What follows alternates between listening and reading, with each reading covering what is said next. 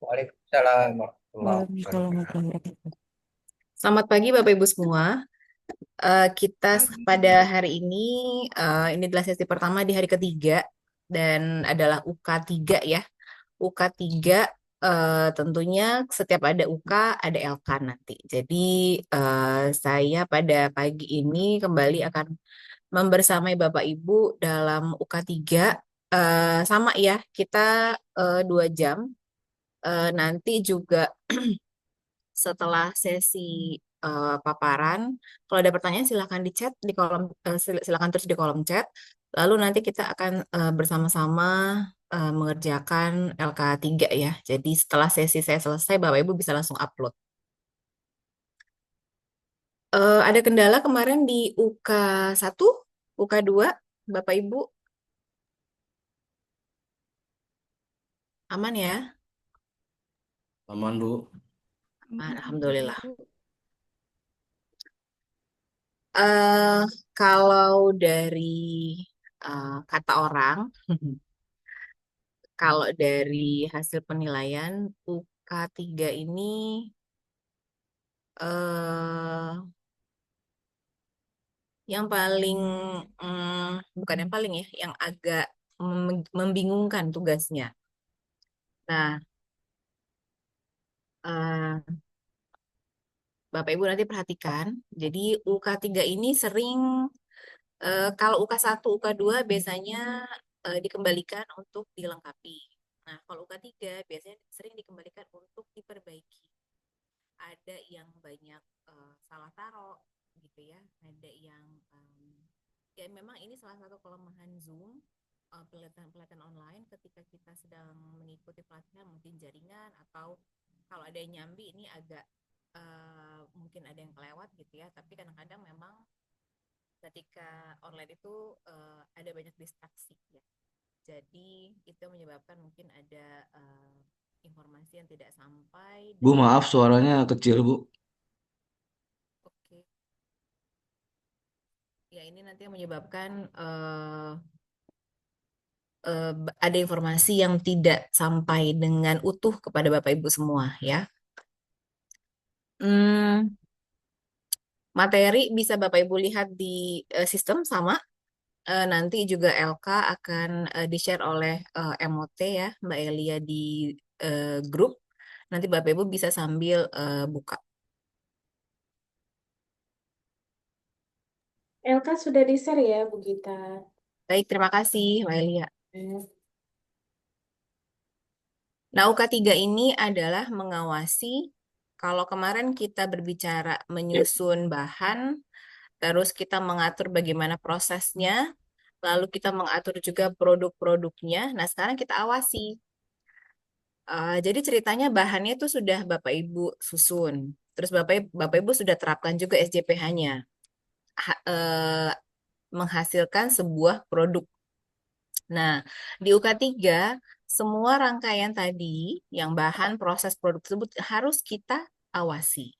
Harus kita cek apakah bahannya itu sesuai atau tidak, prosesnya sesuai atau tidak, produknya sesuai atau tidak dengan kriteria halal. Di mana kriteria halal tersebut sudah kita susun di dalam manual SJPH.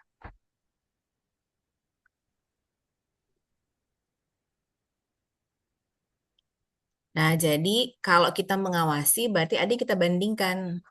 Kita amati dulu, lalu kita nilai apakah sesuai nggak nih bahannya. Prosesnya sesuai nggak? Produknya seperti apa? Apakah produknya ada kontaminasi atau tidak? Nah, semuanya itu harus sesuai dengan panduan yang Bapak Ibu tulis di dalam manual SCPH.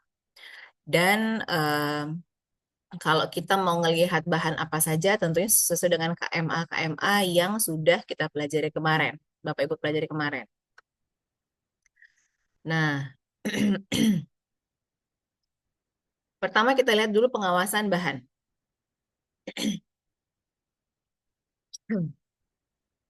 Untuk bahan, kita pastikan bahwa semua bahan yang dibeli, yang ada di PU itu sama dengan daftar bahan.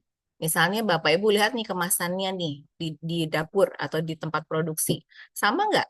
Kecap ABC yang di dapur sama nggak dengan kecap ABC yang ada di daftar bahan? Jangan-jangan kecapnya ternyata yang di daftar bahan Bango yang Bapak Ibu beli adalah ABC. Nah, ini tidak boleh ya, harus sesuai. Nah, nanti kalau misalnya nggak sesuai, apa yang harus kita lakukan? Nah, nanti ada rekomendasinya, rekomendasi perbaikan ya. Lalu kita pastikan juga bahwa kalau kita mau menggunakan bahan baru, maka bahan baru ini harus kita jadikan sebagai sertifikasi baru ya. Nah, ini maksudnya yang disetujui oleh BPJPH atau LPH ini maksudnya kita harus harus menggunakan skema sertifikasi ulang. Tapi kalau misalnya kita mau mau produk nih, nah itu nanti ya kita awasinya. Lalu kita bukti pembelian seperti contohnya kwitansi atau invoice gitu ya atau PO list PO, dokumen PO. Nah, itu harus sesuai dengan kita cek sesuai dengan kondisi bahan yang ada ya. Nah, ini bukti-buktinya. Bukti-bukti pengadaan bahan atau ini pembelian. Kalau ini sudah cukup jelas ya, Bapak Ibu. Nanti ini mungkin sepertinya pesertanya belum ada yang banyak yang belum hadir ya. Masih ya Pak Yanuar. Bu, mohon maaf izin bertanya terkait dengan mengawasi pengadaan bahan pada poin memastikan pengadaan bahan sesuai dengan daftar bahan halal. Nah, ini kan kami perusahaan F&B yang mana memang kayak misalnya kita bikin menu itu bahan-bahannya kadangan kan stoknya nggak selalu ada. Misalnya kayak kecap gitu. Kita pakai mereknya beberapa kecap. Ada kecap Bango, ada kecap ABC, ada kecap sedap. Nah, itu tentunya untuk memastikan kalau stok kita tersedia. Nah, ini bagaimana Bu kalau misalnya kita daftarkan di tiga bahan itu, lalu kemudian nanti pada saat audit ternyata yang kita gunakan misalnya adalah Bango gitu. Nah, tapi di situ yang kita tulis yang pertama misalnya kecap ABC, yang kedua kecap apa namanya sedap. Terus nah pada hari itu kitanya yang ada stoknya hanya kecap Bango. Tapi sudah kita masuk ke daftar list bahan gunaan yang sudah tersertifikasi halal, Bu. Apakah itu nanti jadi kendala atau bagaimana, Bu? Mohon arahannya, Bu. Enggak sih, jadi kalau misalnya kita di daftar bahan itu kita sudah tulis 3, tapi ketika audit itu kita hanya ada 1, ya nggak apa-apa. Karena kan kita makainya itu bisa disampaikan kita menggunakan kecap ini secara bergantian. Oh baik, begitu juga untuk penggunaan bahan lain ya Bu, kayak minyak, Ya, karena kita pakai beberapa varian merek minyak gitu dan bumbu-bumbu yang lain juga kita biasanya stok tuh kayak misalnya santan tuh kita pakai misalnya Kara, Sasa gitu, karena kan ketersediaan bahan baku di pasar juga di pasaran gitu ya Bu, nggak selalu bisa memenuhi permintaan kita dari supplier gitu, karena kita untuk cover 70 outlet itu harus banyak stoknya Bu begitu. Jadi nggak masalah ya Bu, yang penting didaftarkan aja gitu di awal ya Bu. iya. Oke, baik, terima kasih Bu. Baik, kita lanjut ya. Eh, Sepertinya tadi yang saya sampaikan, mohon maaf nih. Kalau pertanyaan di chat aja karena panjang. Saya mengejar biar Bapak Ibu bisa membuat semua tugas ya. Punten pisan. Nah, ini contoh-contoh surat request order ya. Nah, di sini nggak harus seperti ini, atau mungkin tidak, Bapak Ibu mungkin tidak punya seperti ini juga ya nggak apa-apa. Tetapi nanti Bapak Ibu harus cek benar nggak yang kita beli itu 10, karena kan di formulir nanti itu di mana SJPH yang lengkap atau di si halal itu nanti ada catatan pembelian. Nah, catatan pembelian itu harus kalau misalnya sama nggak dengan dokumennya. Kalau misalnya kita belinya 10 kilo, nah berarti di form di catatan pembelian juga harus 10 kilo gitu. Jadi ini untuk bukti kalau pengawasan itu kita kontrolnya ya ini juga bagian dari QC ya. Nah, kita juga bisa bentuk pengawasannya itu adalah kita cek nih. Kan kalau di sini di kwitansinya itu ada tulisannya adalah Red Globe Racing ya. Nah,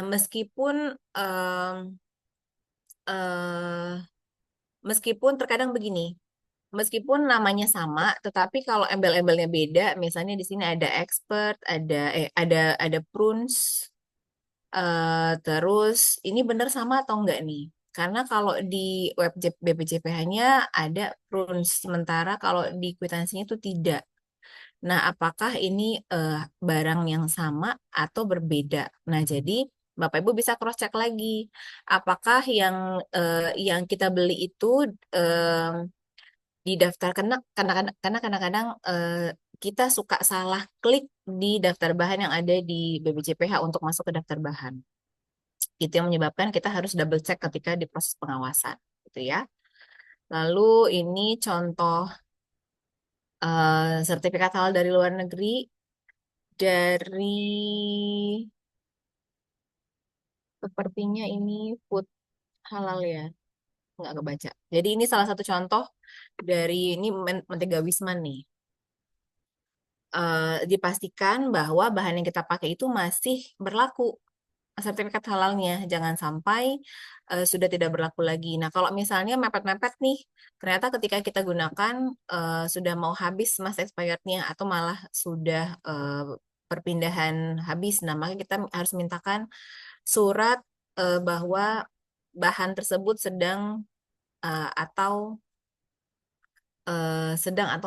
sedang dilakukan perpanjangan sertifikat halalnya gitu. Nah, di sini kita pastikan nama bahan, nama produsen, negara asal itu yang dicantum dalam kemasan sama dengan ada yang di daftar bahan. Karena suka berbeda ya. Eh, Bahan yang diproduksi di negara mana atau di kota mana itu terkadang belum didaftarkan sertifikat halal sama seperti ke outlet-outlet.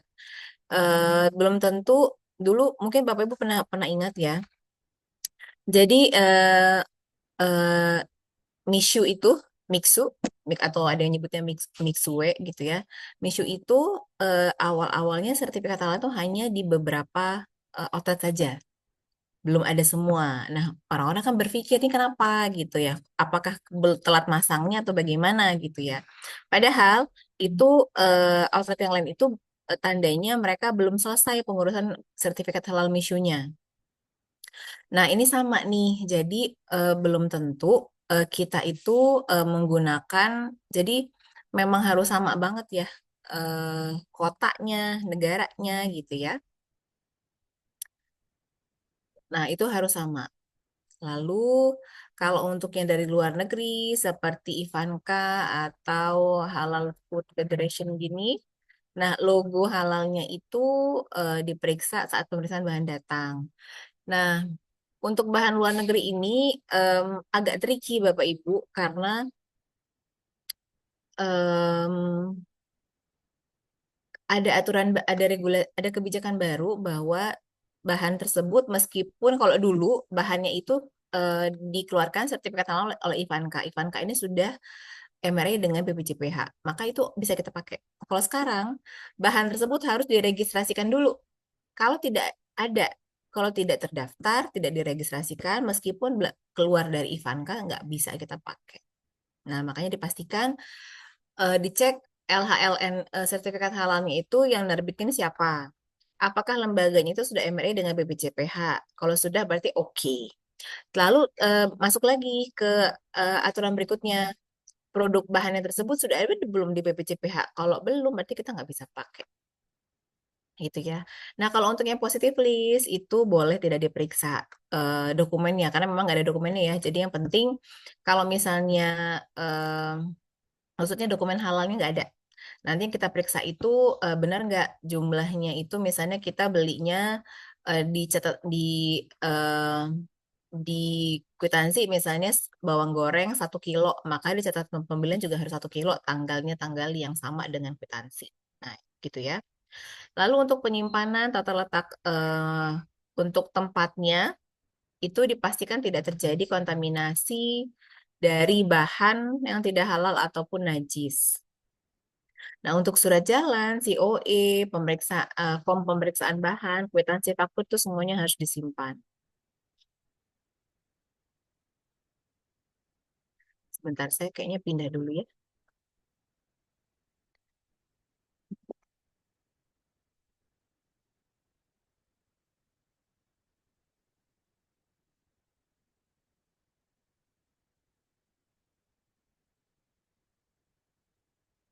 Oke, kita lanjut ke, nah ini contoh bukti pengawasan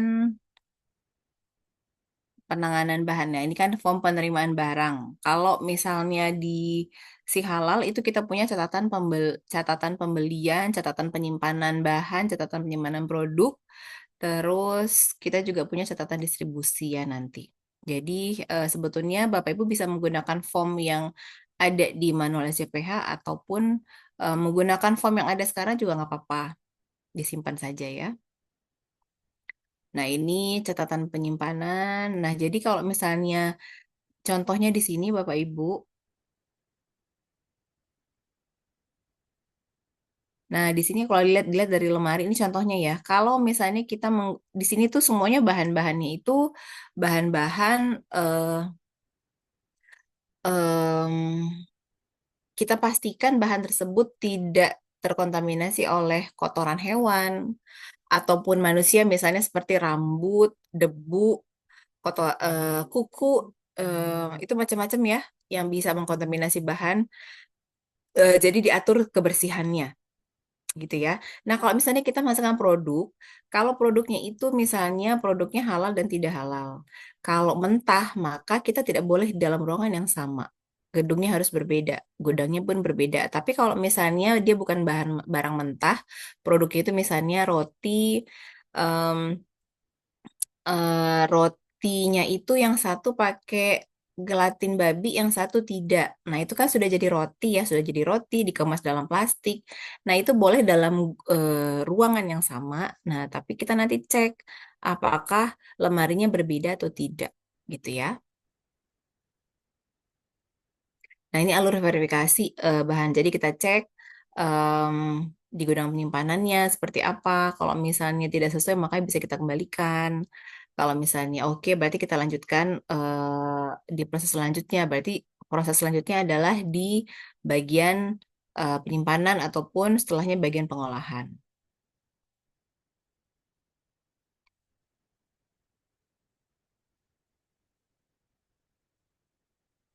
Dari Bapak Yudianto, untuk data pengadaan yang digunakan penjual SH, periodenya kapan? Kadang beli lebih dari 6 bulan. Jadi boleh yang terakhir, kalau misalnya terakhir ada 6 bulan terakhir ya nggak apa-apa. Itu yang kita masukkan ke dalam data pengajuan. Kalau misalnya sebulan terakhir ya nggak apa-apa itu. Jadi eh, tidak ada aturan bakunya ya. Yang penting recently aja. Terus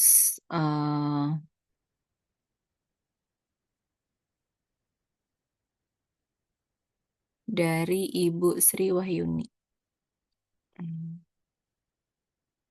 Eh,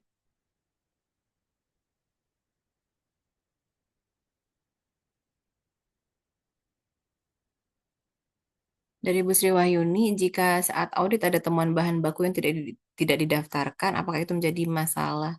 Iya, jadi itu akan jadi temuan. Akan ada temuan bahwa ada penggunaan bahan yang belum didaftarkan. Nah, makanya itu akan jadi temuan. Temuannya nggak boleh pakai.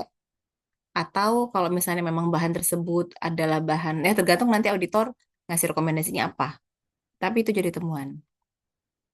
Dari Pak Yanwar lagi, kalau kita beli daging impor lewat supplier, dokumen mana yang menjadi rujukan? Dokumen hak milik supplier atau juga dari produsennya, eh, kita yang kita pakai itu dari produsen. Dari supplier itu tidak kita tidak butuh supplier yang halal. Lalu kita juga tidak butuh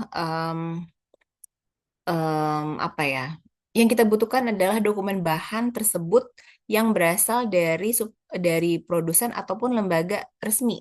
Lembaga resmi itu maksudnya adalah kalau misalnya COA, berarti dia misalnya dikeluarkan oleh lab tertentu misalnya. Terus dari Pak Agus, kalau kita ambil roti manis dari luar, apa pabrik rotinya juga diaudit? Tidak. Kalau di sertifikasi yang lain iya, tapi kalau di halal tidak. Jadi nanti kalau misalnya Pak Agus ngambil roti dari eh, dari tetang pabrik sebelah misalnya, Maka pabrik itu harus memberikan semua dokumen keterangan tentang roti manisnya. Misalnya eh, bahan pembuatannya seperti apa, alur produksi seperti apa. Paling gampangnya Bapak ngambil roti yang sudah sertifikat halal. Nah, itu enak tuh. Tinggal dimasukin roti manis, pabrik apa, PT apa, sudah punya SH. Tapi kalau tidak ada, berarti rotinya itu Bapak mintakan dokumen-dokumennya. Gitu ya. Agak meribetkan pabriknya sih sebenarnya. Terus, sebentar saya, hmm, kayaknya, ntar ya saya catat dulu.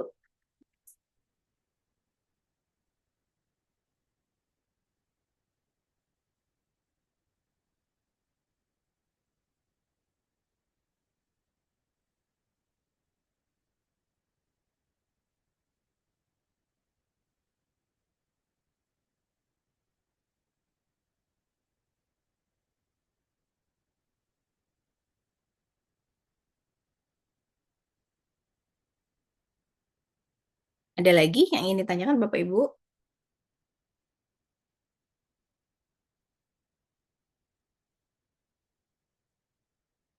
Tadi ada Pak, siapa tadi? Pak Yudi.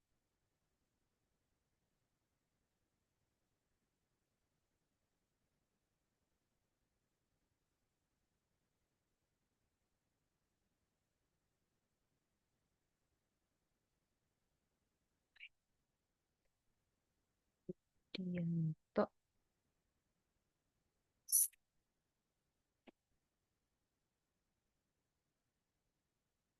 dari Pak Agus.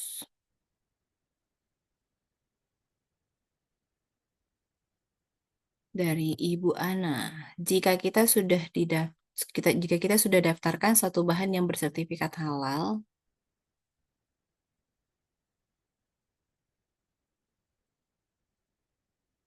lalu beberapa bulan bahan tersebut berganti nama. eh hmm, dan ketika kita repurchase nama tersebut sudah menggunakan nama baru. Em, hmm, nah, ini sebentar, Ibu Ana. Nanti Ibu bisa em, itu gunanya kita kita menyimpan semua dokumen pembelian bahwa itu sebagai bukti bahwa ketika kita membeli sebelum kita daftarkan namanya adalah sama. Jadi bukan kita yang disalahkan ketika diaudit karena menggunakan bahan dengan nama yang berbeda karena itu akan dianggap sebagai bahan baru gitu ya. Jadi nanti silakan disampaikan ke auditornya bahwa ketika kita membeli kita namanya adalah sesuai yang kita daftarkan. Oke, kita lanjut.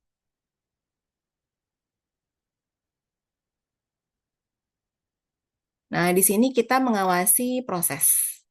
Nah, proses ini ada semuanya kita periksa ya, kita awasi 7 pph mulai dari penyediaan bahan. Kalau ada yang penyembelihan berarti dari metode penyembelihan itu kan masuk ke dalam bahan ya. Nah, jadi penyediaan bahan termasuk bagaimana penyembelihannya kalau ada yang punya. Terus pengolahan, penyimpanan, pengemasan, distribusi, penjualan, dan penyajian. Nah, itu semuanya harus kita awasi, kita periksa.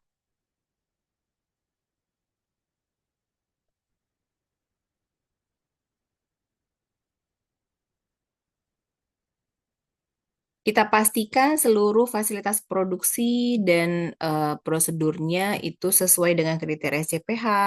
Kalau kita menggunakan kalau kita menghasilkan produk yang tidak halal, maka harus di lokasinya eh, tempat fasilitas dan peralatan itu harus dipisah. Tetapi kalau misalnya kita ada penyembelihan babi dan sapi halal dan tidak halal, maka itu harus dipisah juga lokasinya termasuk peralatannya. Jadi Bapak Ibu eh, disesuaikan semuanya ya sesuai dengan yang kita pelajari dari hari pertama ya. Nah, kalau misalnya eh, kita punya memang ekstrimnya itu kalau saya menghasilkan sosis sapi dan sosis babi, maka tempat penampungan, penimbangan, pencampuran, pencetakan, pemasakan, dan lainnya yang menyangkut dengan proses produksi harus dipisah. Peralatan-peralatannya juga ya pisau, wadah ember, talenan itu semua harus dipisah. Kalau penyimpanan juga dipisah. Kalau bahannya dipisah, produknya juga dipisah, tempatnya dipisah, termasuk kontainer-kontainernya. Nah, pengemasan bagaimana? Kalau pengemasannya kita harus diupayakan kita menggunakan pengemasan yang sudah ada halalnya. Tapi kalau kemasan itu kan memang masih wajib halalnya 2026. Maka kita masih boleh pakai yang belum ber-SH, tapi disarankan menggunakan yang ber-SH. Lalu tempat distribusi. Nah, kalau distribusi ini kita Bapak Ibu cek nih. Apakah kalau kita punya distribusi sendiri, maka kita cek bagaimana proses pengangkutan yang sesuai dengan SOP nggak? Kalau di SOP kan kita pasti tuliskan. Ketika diangkut, maka harus dipastikan tidak terkontaminasi najis dan bahan tidak halal. Lalu ketika menggunakan alat transportasinya hanya khusus dedicated untuk halal saja, tidak boleh mengangkut produk yang lain yang tidak halal, gitu ya. Nah, kalau kita menggunakan pihak ketiga, kita periksa dokumennya. Dokumennya ada nggak menyatakan komitmen bahwa mereka menjaga kontaminasi. Bagaimana mereka memisahkan, bagaimana mereka mengangkut dan menyimpannya. Nah, itu harus diperiksa.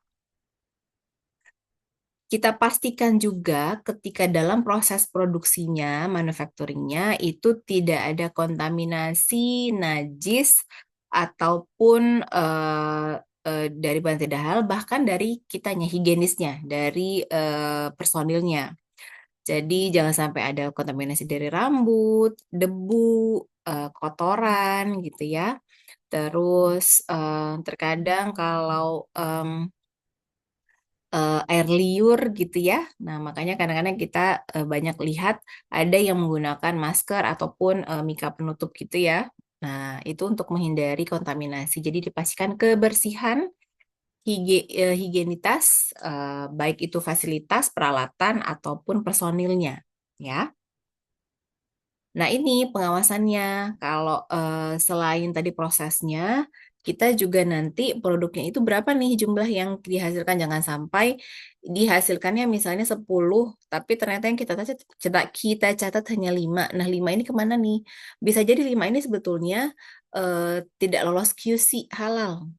Nah, dan akhirnya dan karena nggak ada misalnya jatuh nih kena kotoran hewan misalnya, berarti kan nggak toib lagi, tidak boleh kita lanjutkan gitu ya.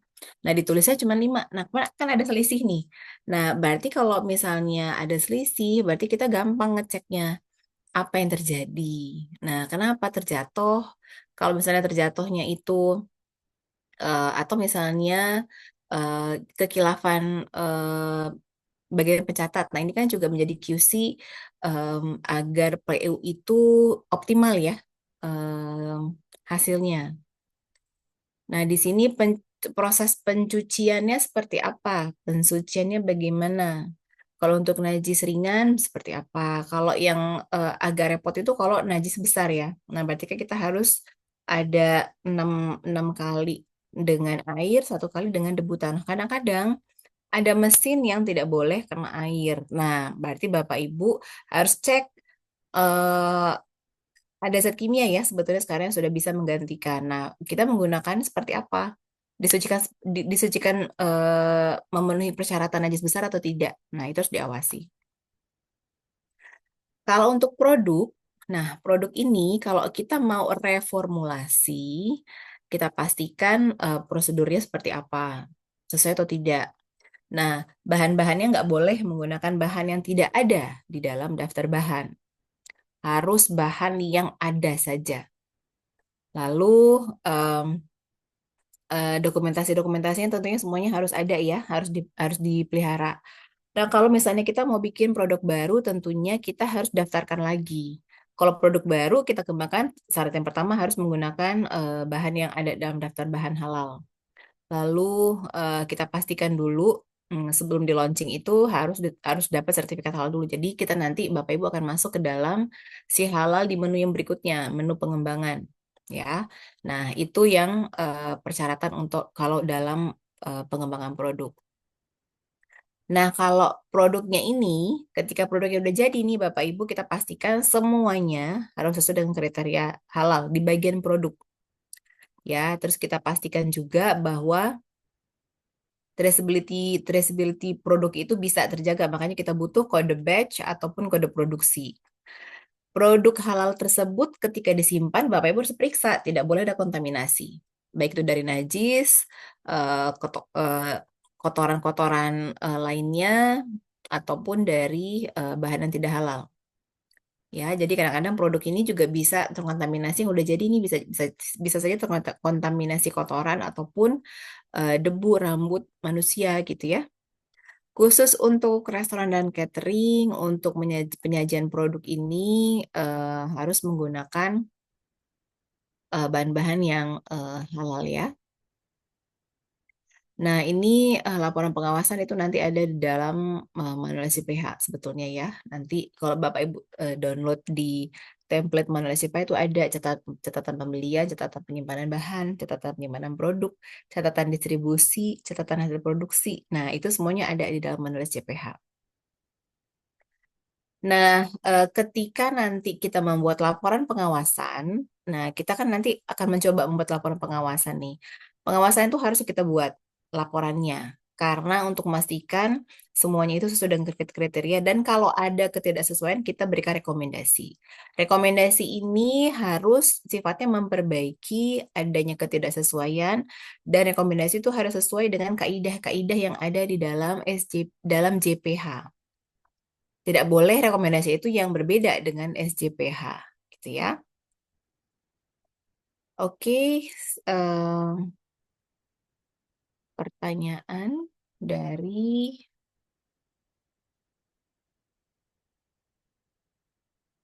Ibu Sri Wahyuni lagi.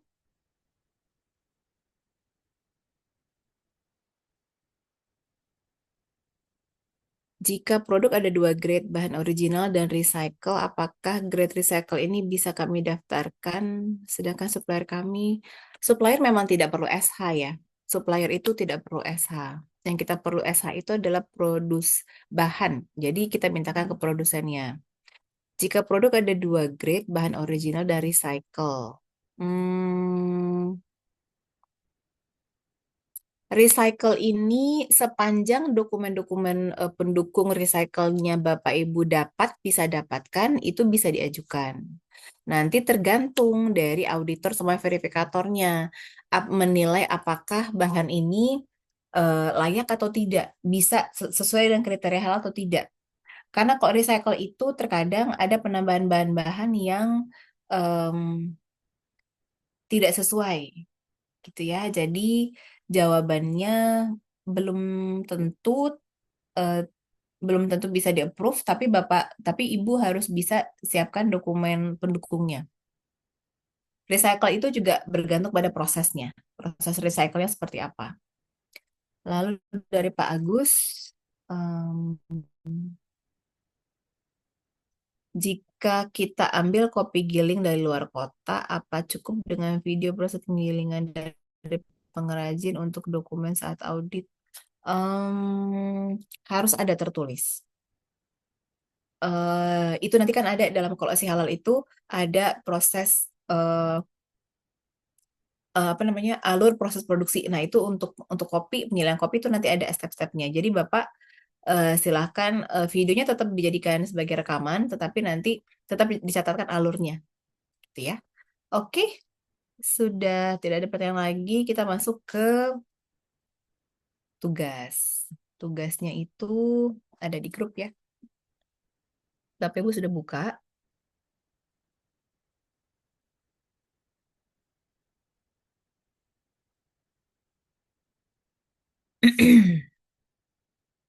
Izin bertanya sedikit, Bu. Iya, Pak. Jika di menu cateringan, ya, ada menu yang berbeda, tetapi tidak ataupun belum didaftarkan ke pengajuan sertifikat halal, Bu. Dikarenakan menu tersebut memakai daging yang berkaitan dengan sembelihan lah. karena tidak dijumpai atau belum dijumpai tempat rumah potong hewan yang bersertifikat. Jadi apakah dalam proses penyajian ataupun proses produk itu atau proses makanan itu apakah bisa disatukan dengan yang sudah diajukan sertifikatnya tadi? Kalau produknya itu belum didaftarkan, kita nggak boleh rilis, Pak. Oh, nggak boleh dijual lah, iya Bu ya. Nggak boleh. Mm-mm. Ya, baik Bu. Makanya kalau di dalam ketika kita mengusulkan produk itu memang kita harus pastikan kalau nanti kita mau sekarang itu Bapak bikinnya roti goreng atau penamaannya itu dibikin agak fleksibel. Jadi misalnya ayam goreng, nanti ayamnya mau Bapak geprek, mau Bapak kasih sambal matah, namanya ayam matah atau ayam rica-rica, tapi kan basicnya adalah goreng. Nah tapi bahannya itu bahan rica-rica, bahan geprek itu nggak boleh menggunakan bahan yang tidak ada di daftar bahan, gitu ya. Ya, baik Bu. Oke, saya Terima kasih lanjut Bu. ke Ibu. Iya, tadi Bapak siapa tadi?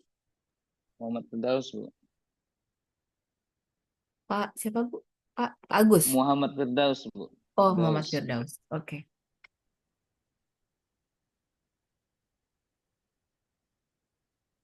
Firdaus. Pertanyaan dari Ibu Vika. Hmm, jika kita menggunakan vendor jasa dalam proses produksi, vendor jasa, iya. Kalau untuk jasa itu eh, kalau dia berhubungan dengan misalnya maklon penggilingan daging, maka dia harus punya sertifikat halal. Kalau kita menggunakan jasa distribusi, pengiriman, nah dia juga harus punya sertifikat halal. Nah, itu juga yang akan nanti tugasnya ada nih. Nah, kita masuk ke tugas ya. Ditulis dulu aja ya, Ibu Vika pertanyaannya ya. Bu Vika sudah ada pertanyaan, Bu Sri ditulis dulu ya. Saya ngejar tugas dulu. Nah, ini adalah LK3, Bapak Ibu. Jadi, di LK3 ini, LK3 ini kasusnya adalah, ini adalah catatan, ini laporan ya, laporan pengawasan. Bentuknya boleh seperti ini saja. Jadi, cukup simpel. Nah, Bapak Ibu, kalau LK12 itu dikerjakan berdasarkan studi kasus masing-masing. Tapi kalau untuk LK3, menggunakan studi kasus yang ada di sini saja. Jadi, ini kasusnya adalah Burger XYZ membeli daging sapi impor ke supplier X. Di sini Bapak Ibu harus bisa menganalisa mana yang pengadaan bahan, mana yang penanganan bahan yang udah kalau penanganan bahan itu kan berarti, nah ini silakan dibaca ya. Jadi beli daging sapi impor. Nah, daging sapi ini ternyata ketika sampai ke dapur, ternyata ketika dicek proses pengecekan kedatangan bahan ya, nah ternyata ada perbedaan keterangan. Nah, lalu em, padahal bagian purchasing sudah membeli sesuai dengan daftar bahan halal. Nah, selanjutnya untuk meningkatkan kapasitas produksi burger. Nah, ini yang pertanyaan nih tadi dari Bu Vika nih. Rencana menggunakan maklon, berarti menggunakan jasa ketiga untuk proses produksi. Kebetulan di sini ada penggilingan daging. Aduh. Tapi penggilingan ini belum memiliki sertifikat halal. Nah, lanjut lagi. Untuk proses transportasi produk setengah jadi ke outlet, manajemen ingin menggunakan transporter pihak ketiga. Aduh. Nah, ini bagaimana? Lalu, untuk pengembangan produk, rencana mau mengembangkan beef bacon burger dan lamb cheeseburger. Nah, ini ada banyak kasus sebetulnya. Hampir di setiap kalimat itu kasus. Nah, di sini Bapak Ibu harus bisa tentukan yang mana yang pengadaan, yang mana yang penanganan, yang mana yang proses, yang mana yang produk dan pengembangan produk. Semuanya ada, ini nggak boleh kosong. Kalau pengadaan itu kan berarti bagaimana kita merencanakan atau membeli, gitu ya. Nah, kalau penanganan ini bahannya sudah sampai ke kita. Nah, kalau tidak sesuai, kita rekomendasinya apa? Kalau sudah sesuai, kita rekomendasinya apa?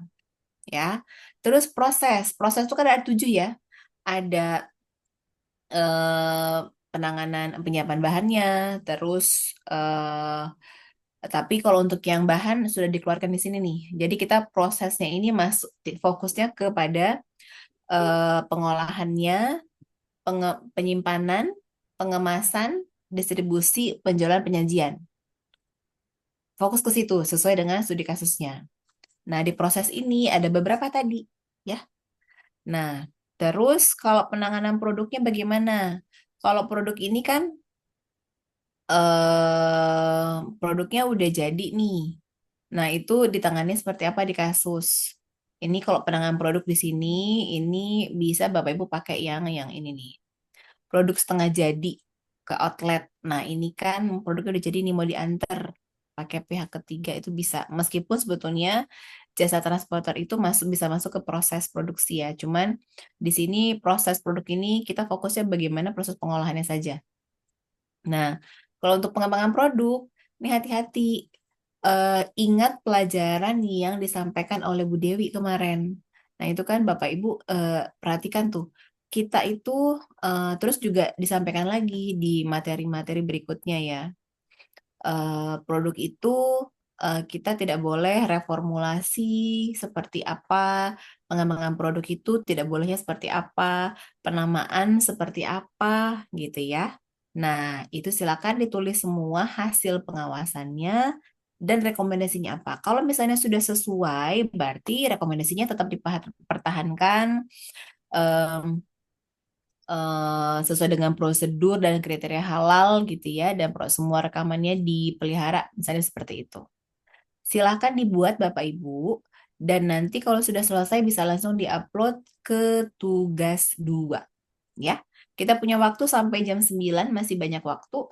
Silahkan dibuat, dan jika ini ditanyakan silakan. Aduh, LK3-nya sekarang lagi ya.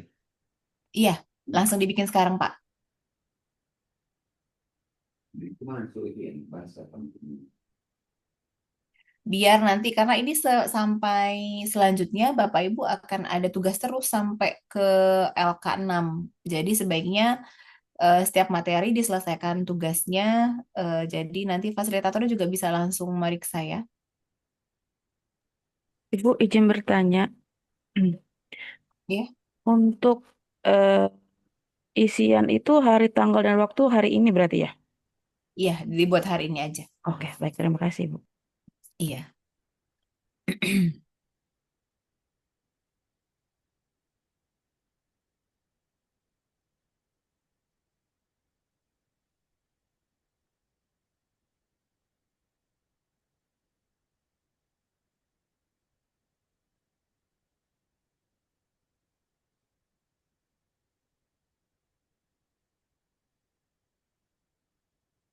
Kalau gimana?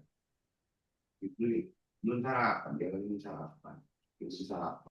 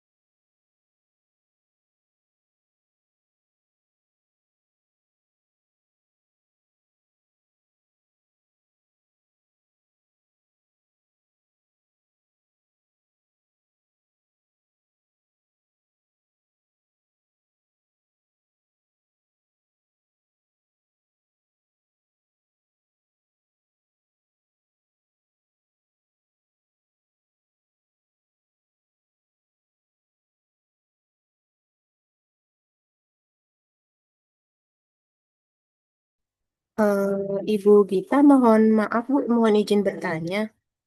Iya. Semisal untuk pengerjaan tugas ini ada revisi atau perbaikan itu nanti akan diinfokan kapan dan via apa ya Ibu? Nanti tanya fasilitator masing-masing ya. Nanti yang meriksanya fasilitator masing-masing. Oh, baik. Terima kasih Bu. Iya.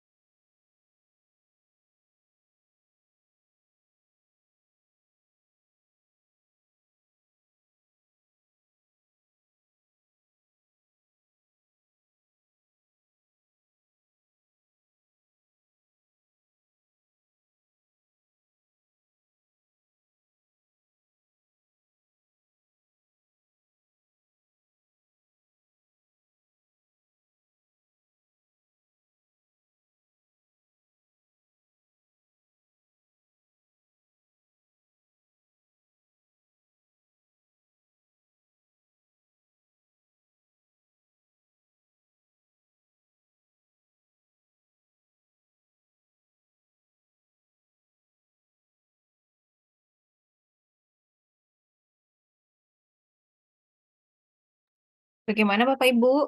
Sudah,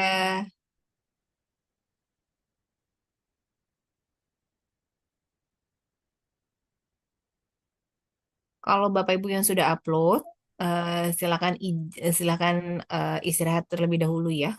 Jadi nanti Bapak Ibu bisa kembali lagi. Nggak usah leave Zoom, tapi nanti materi selanjutnya jam 9 akan masuk ya. Jadi kalau yang sudah selesai, silakan upload, terus silakan rehat sejenak karena masih banyak perjalanannya. Bapak Ibu masih banyak tugasnya. Dari Bapak Aditya,